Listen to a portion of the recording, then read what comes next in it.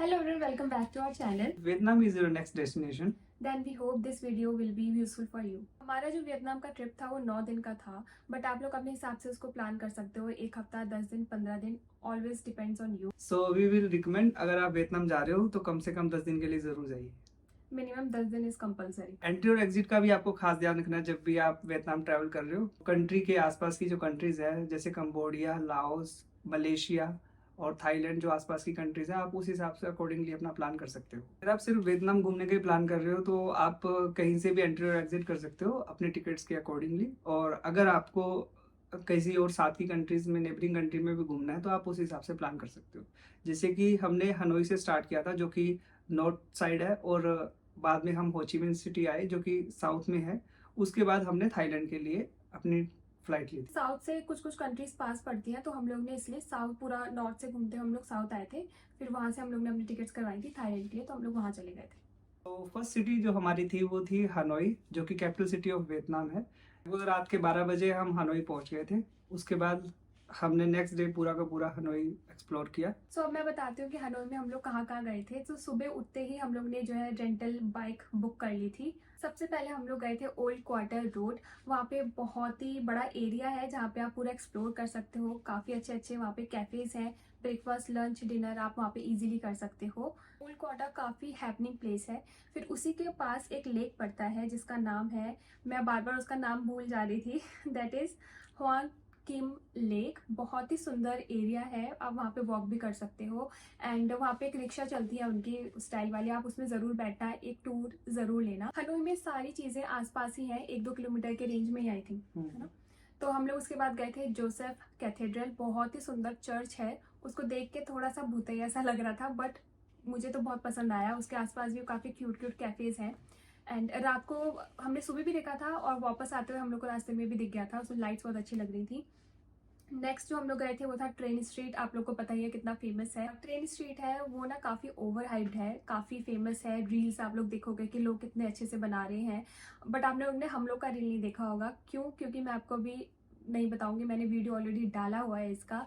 आप लोग जाना, मैंने लिंक दे दी है डिस्क्रिप्शन में, उसमें ज़रूर देखना कि it is worth going there और नॉट। जो बाकी के 3 जगह थे वो आप एक ही दिन में पूरा एक्सप्लोर कर सकते हो। इतना बड़ा ज़्यादा दूर दूर नहीं है, मैंने आपको बताया है, तो ये एक ही दिन में पूरा कवर हो जाता तो है। अब हम आपको वो प्लेसेस बताएंगे जो प्लेसेस आपको जाना चाहिए बट हम नहीं गए थे। सो फर्स्ट प्लेस है the golden hotel, the by the name of Dolce, जो कि वर्ल्ड का फर्स्ट होटल है जो कि फुल्ली गोल्डन प्लेटेड है, और इसमें है तो आप वहां पर जा सकते हो। सेकंड है दी पपेट शो, जो कि हुआम केम लेक के पास ही है, बट हमें इतना इंटरेस्टिंग नहीं लगा। अगर आपको इंटरेस्टिंग लगता है तो आप जरूर जा सकते हो। और थर्ड है द होचिमिन म्यूजियम, जो कि हनोई के अंदर ही है। अगर आपको वो भी देखना है, आप म्यूजियम को पसंद करते हो, तो आप डेफिनेटली जाइए, बट हमने ये 3 प्लेसेस थे वो छोड़ दिए। हम लोग ने पूरा हनोई एक्सप्लोर किया था। रात को हनोई में हम लोग डिनर कर रहे थे, तो हम लोग को था कि नेक्स्ट डे हम लोग जाएंगे हलॉन्ग बे क्रूज़ या फिर कैटबा क्रूज़, जो कि हनोई से थोड़ा सा दूरी है, 2-3 घंटे का ट्रैवल है। तो ओल्ड क्वार्टर में काफ़ी सारे ट्रैवल एजेंट्स हैं, आप वहाँ से बुक करवा सकते हो। हम लोग ने डायरेक्टली उन्हीं के पास जाके कराया था। जो फर्स्ट डे था हमारा हनोई में, उसी दिन हम लोग ने करा लिया था कि नेक्स्ट डे हम लोग को जाना है वहाँ पे। तो नेक्स्ट डे सुबह हनोई से हम लोग गए थे हलॉन्ग बे। वो खुद ही लेके जाते हैं आपको, बस आ जाती है आपके होटल में ही, आपको पिक करती है। वहाँ से पूरा डे होता है, वो पूरा हलॉन्ग बे आपको घुमाते हैं और रात को आपको आपका जो होटल होता है हनोई में वहीं पे छोड़ देंगे। लॉन्ग वे के अंदर क्या है कि जैसे ही आप क्रूज के अंदर एंटर करोगे, आपको वहीं पे लंच आपको मिल जाता है। आप लंच कर सकते हो, ब्रेकफास्ट कर सकते हो। इसके बाद वो आपको डिफरेंट प्लेसेस में लेके जाते हैं, जो कि एक सी के अंदर ही आपको प्रॉपरली आइलैंड दिखाते हुए कुछ कुछ मेन अट्रैक्शन प्लेसेस हैं वहां पे लेके जाते हैं। क्या नाम है, बहुत सुंदर सुंदर। आप जब जाओगे ना तो आपको हाँ, बहुत सारा सीनिक ब्यूटी दिखेगा। आप उसी को पूरा ऊपर जो क्रूज के पहला जो वो होता है पार्ट, टेरेस बोलो, हाँ, मुझे तो नहीं पता क्या बोलते हैं। टेरेस में जाके आप पूरा देख सकते हो, वीडियोस बना सकते हो। बहुत ही सुंदर जगह है, मतलब मतलब amazing। जैसे कि हम इमेजिनरी किसी जगह पे पहुंच गए हैं, इस टाइप का आपको फील आता है। और इसके बाद वहाँ पे एक काफी फेमस केव है जिसका नाम है नाम है सोंग सॉट, सॉन्गसॉट या फिर केव। सरप्राइज केव भी बोलते हैं उसको। हाँ, और डेफिनेटली आपको वो केव देखनी चाहिए। आपने कुछ फोटोज भी हमारी देखी होंगी, वो डेफिनेटली मतलब कि वर्थ फाइल है, आपको देखनी चाहिए वो कितनी अच्छी केव है मतलब और बेस्ट है वो वहाँ पे। वैसे वियतनाम केव्स के लिए बहुत फेमस फेमस है, है। बट सुंगसॉट के अलावा मैंने इतना सुंदर केव नहीं देखा है। आप लोग इस मैंने वीडियो भी डाली हुई है, इसमें आप लोग जाके देख सकते हो कितना सुंदर केव है। 2-3 केव्स में वो लोग लेके गए थे।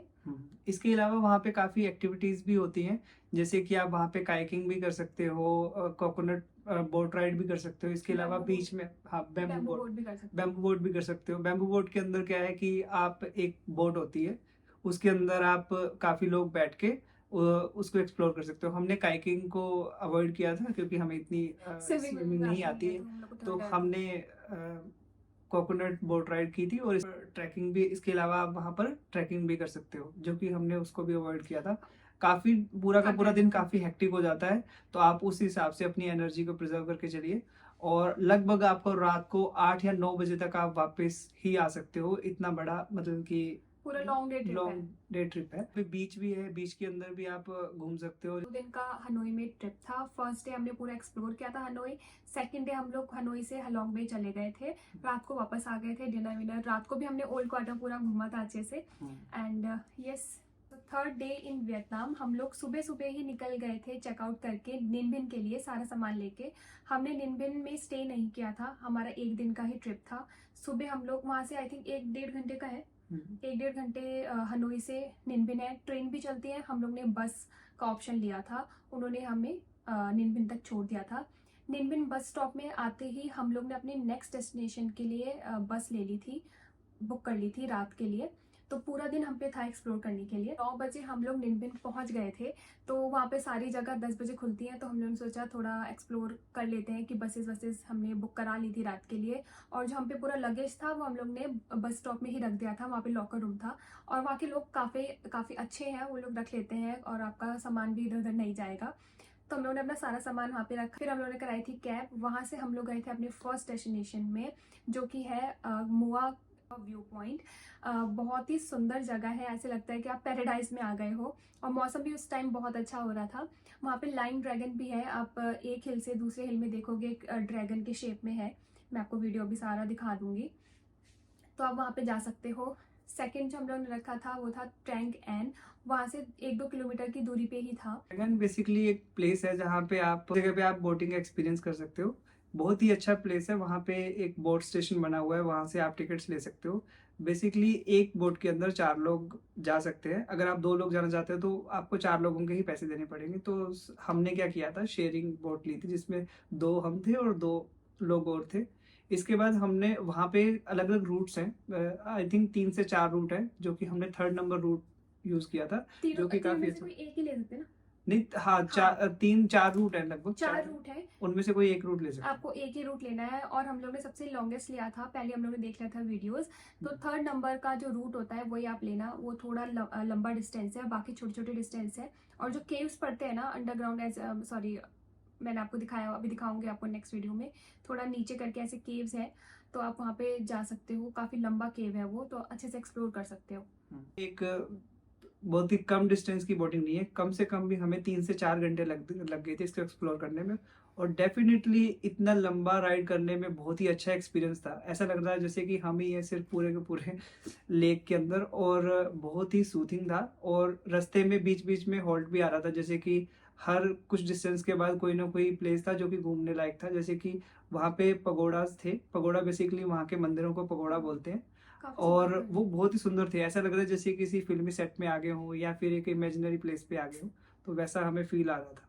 So it is a must, आपको नाट्रांग और मुआ साइट सीइंग जरूर जाना चाहिए। ये दोनों प्लेसेस ही रखे थे हमने, क्योंकि ये मेन अट्रैक्शन है निनबिन में, तो हम लोग वही 2 जगह गए थे। हम लोग को लगभग शाम के 6 बज गए थे वापस आते आते। 6 बजे तक हमने कवर कर लिया था। फिर बस स्टॉप में आ गए थे हम लोग, और हमारी बस थी 8 बजे की। तो 2 घंटे हमने थोड़ा सा रेस्ट किया बस स्टॉप में ही। छोटा सा बस स्टॉप है, कोई इतना हाई फाई नहीं है, छोटा सा ही है। तो हम लोग ने वहाँ से नेक्स्ट डेस्टिनेशन के लिए 8 बजे हम लोग ने बस ले ली थी। स्लीपिंग बस थी टू दनांग। तो दनांग वहाँ से है पूरा, आई थिंक 5 to 7 किलोमीटर।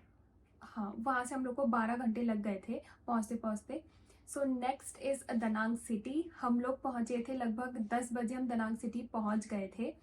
रात को चढ़े थे 8 बजे और नेक्स्ट डे 9 से 10 बजे हम लोग सुबह पहुंच गए थे अपने होटल। लगभग हमने 3 दिन दनांग के अंदर हमने होटल लिया था। और एक हम काफ़ी थक भी गए थे क्योंकि हमने निनवेन से लेके दनांग का कम से कम 12 घंटे का ट्रैवल किया था। तो हमने पहला दिन लाइट ही रखा था, हमने सिर्फ दनांग सिटी को घूमने में ही टाइम अपना निकाला। तो दनांग सिटी के अंदर आप बीच साइड जा सकते हो, वहाँ पे बीच काफ़ी फेमस है। और इसके अलावा हमने लोकल काफ़ी ट्रैवल किया था। और सेम डे हमारी एनिवर्सरी भी थी, तो हमने रात के टाइम पे एक एनिवर्सरी प्लान भी किया था और इसलिए हमने अच्छे अच्छे रेस्टोरेंट में गए और वहाँ पे आसपास ही हमने घूमा था और कहीं नहीं गए थे। सेकेंड डे दनांग में हम लोग गए थे बाना हिल्स। काफ़ी सुंदर जगह है, सन वर्ल्ड एडवेंचर करके पार्क है, बहुत ही सुंदर है। फ्रेंच करके पूरा बनाया हुआ है, फ्रेंच के थीम में है। सुबह सुबह 10 बजे हम लोग निकल गए थे बाना हिल्स के लिए। हम लोगों ने करवाई थी कैब। हमारे से ये गलती हो गई थी, हमने एक ही साइड की कैब करवाई थी। आप जब भी जाओ तो प्लीज़ दोनों साइड की कराओ, क्योंकि रात को आते आते पूरा दिन लग जाता है वहाँ पे। 6-7 बजे ही वहाँ पे थोड़ा सुनसान हो जाता है, तो आपको वहाँ पे कोई भी कैब वैब नहीं मिलेगी, और मिलेगी तो काफ़ी हाई प्राइजेस में मिलेगी। तो आप बेटर है पहले से बुक करा के जाओ।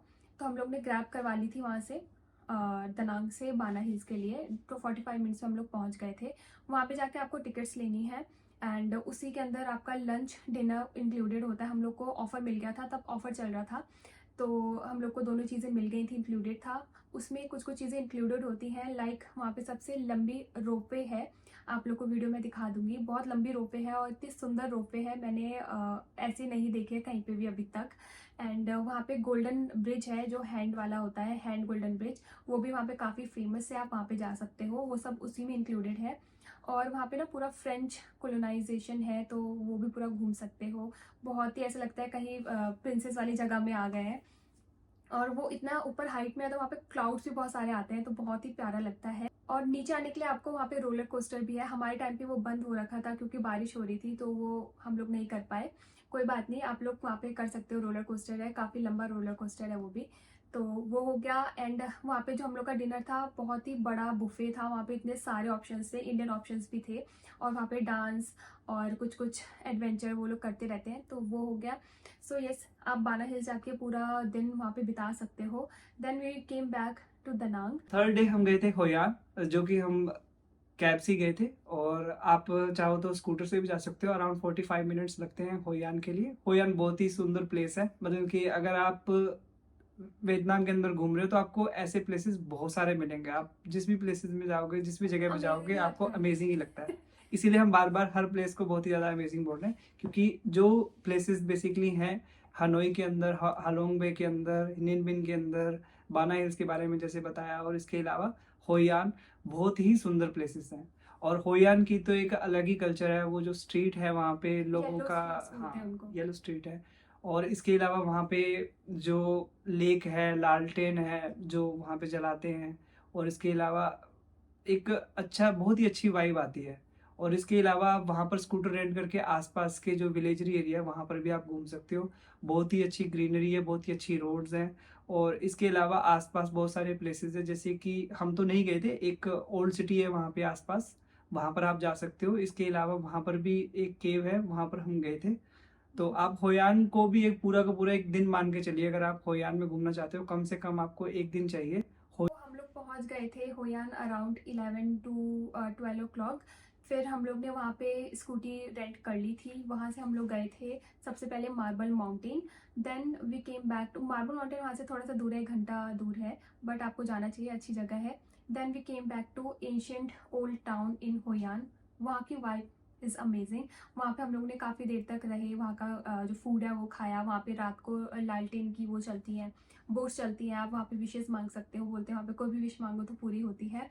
देन रात को हम लोग अपनी जो स्कूटी हमने रेंट की थी, उन्होंने बोला था आप अपना दनांग जा सकते हो, जिस होटल में आप रुक रहे हो वहीं पे आप उनके पार्किंग में रख देना, हम वहाँ से पिक कर लेंगे।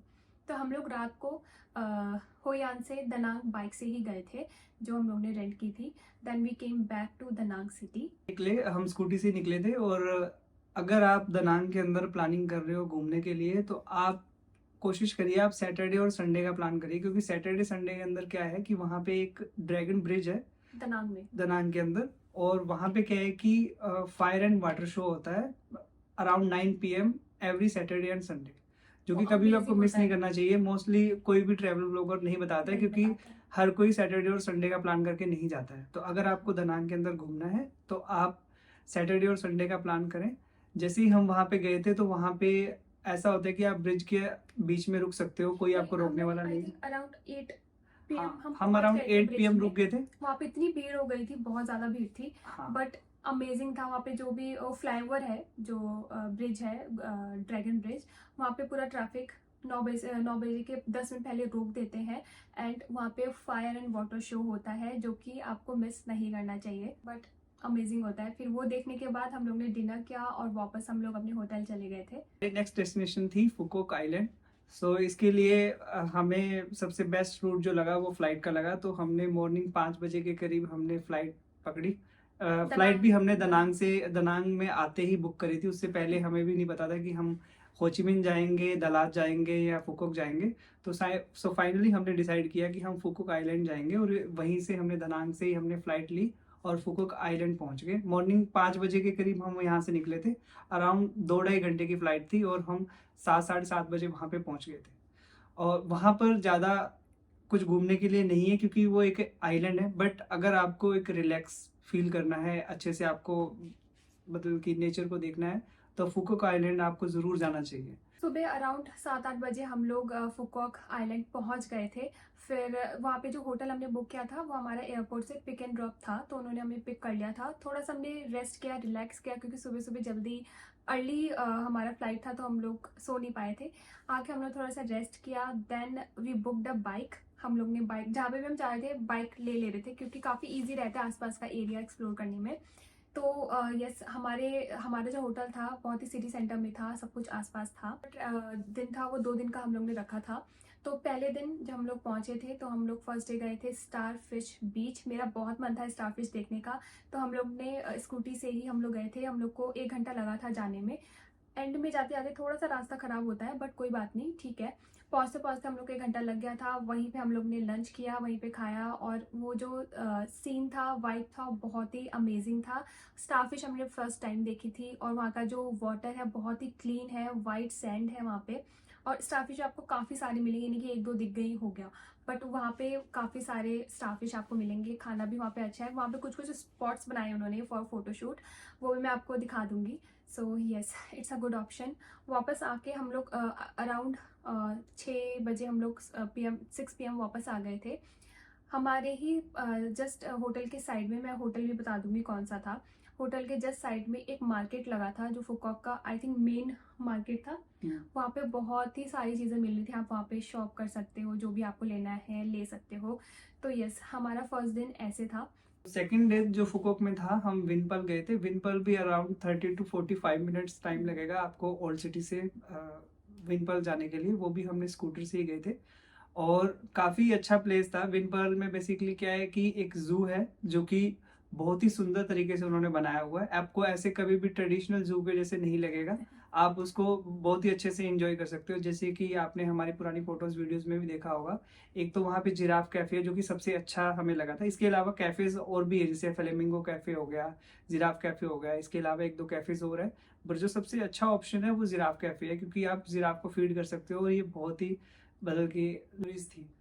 और इसके अलावा आपको एक ओपन सफारी भी होती है, जिसके अंदर क्या है कि सारे के सारे जितने भी एनिमल्स हैं वो ओपन रहते हैं, और आप एक बस के अंदर बंद रहते हो, जिसमें आप सभी जानवरों को देख सकते हो, पास से देख सकते हो। और इसके अलावा आप विनपर्ल के अंदर अलग अलग एक्टिविटीज भी कर सकते हो।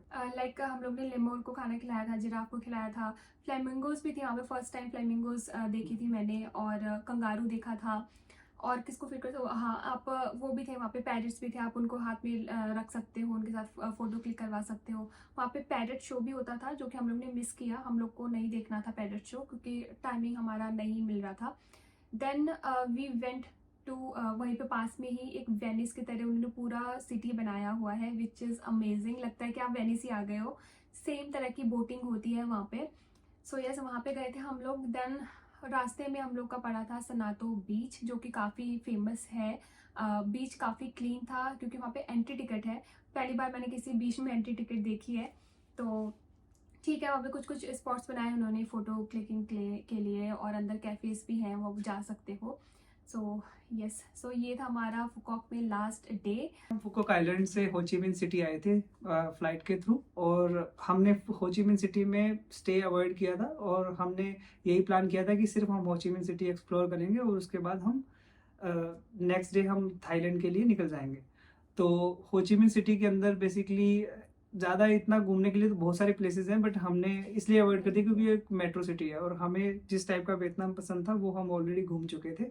हमने हो ची मिन सिटी में क्या किया था, एक हमने फुल डे के लिए एक कैब बुक करी थी जो कि हमें हर फेमस प्लेसेस जो है वहाँ वहाँ पर हमें घुमाने के लिए एक लेके मतलब गया एक था। टूर टाइप हो गया, जैसे बस में टूर करते हैं ना एक के साथ। तो हम लोग सुबह पहुंच गए थे हो ची मिन सिटी, सारा सामान रखा हमने। फिर उसके एयरपोर्ट से हमने कैब ले ली थी, वहाँ पे सामान रखा पूरा, जो जो मेन मेन जगह थी, लाइक पिंक चर्च हो गया, वहाँ पे एक दो पार्क्स हैं, वहाँ गए थे। और मेट्रो सिटी है तो हम लोग ने उसको थोड़ा अवॉइड ही किया था वहाँ पे घूमना। अगर आप लोग चाहते हो तो आप लोग जा सकते हो वहाँ पे, लाइक कुची टनल है, वहाँ पे जा सकते हो। तो हम लोग ने थोड़ा अवॉइड किया था क्योंकि बाकी जगह हम लोग ने काफ़ी एक्सप्लोर कर लिया था। आप लोग एक दो दिन के लिए रुक सकते हो इफ़ यू वांट। पूरा घूमने के बाद वहाँ पे खाना वाना खा के कुछ कुछ हम लोग को शॉपिंग भी करनी थी, वो करके हम लोग रात को अपने नेक्स्ट डेस्टिनेशन के लिए निकल गए थे। था हमारा ओवरऑल आइटिनरी ऑफ वियतनाम। तो मैं आपको समरी बता देती हूँ छोटा मोटा कि कितना कितना हम लोग कितने दिन रुके थे कहाँ पे। सो सबसे पहले था हनोई।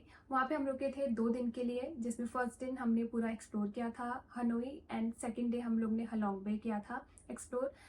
फिर हम लोग चले गए थे निनबिन, वहाँ पे हम एक दिन पूरा एक्सप्लोर किया। Then we went to Da Nang city. Da Nang हम लोग ने 3 डेज के लिए रखा था। First day is for Da Nang city, second day is for Bana Hills, third day is for Hoi An. Then we went to Phuoc. Phuoc हमने 2 दिन के लिए रखा था। फिर उसके बाद हम लोग आ गए थे हो ची मिन सिटी, वो भी हमने पूरा एक दिन का रखा था tour. That's it for today. कुछ कुछ प्लेसेस हैं जो आप लोग अपने ट्रैवल में ऐड कर सकते हो, लाइक दलात इज़ अ नाइस सिटी। दलात, सापा हिल स्टेशन है सापा, वहाँ पे भी आप जा सकते हो, ऐड कर सकते हो। दैन कैटबा भी आप ऐड कर सकते हो। नात्रांग भी आप जा सकते हो, अच्छी सिटीज़ हैं ये, ऐड कर सकते हो। जहाँ पे हम गए थे हमने आपको वही चीज़ें बताई हैं। That's all for today's video. मिलते हैं नेक्स्ट वीडियो में, तब तक के लिए बाय बाय। और आप अपने सजेशंस भी हमें कमेंट के थ्रू बता सकते हैं।